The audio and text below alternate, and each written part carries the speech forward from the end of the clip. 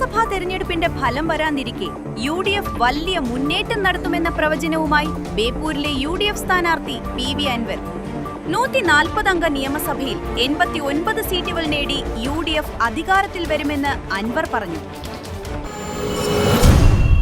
ബംഗളൂരുവിൽ കനത്ത മഴയെ തുടർന്ന് ആശുപത്രിയുടെ ചുറ്റും മതിലിടിഞ്ഞു വീണ് 7 പേർ മരിച്ചു.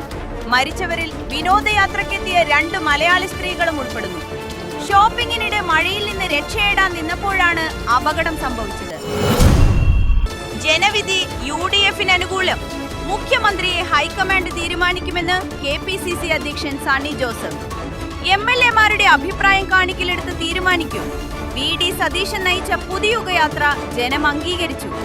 എക്സിറ്റ് പോളുകളിൽ കാണുന്നത് ഭരണവിരുദ്ധ വികാരമാണ്. പോളിംഗ് ഓഫീസർമാരെ നിയോഗിച്ചത് പക്ഷാപാതപരമായിട്ടാണ്.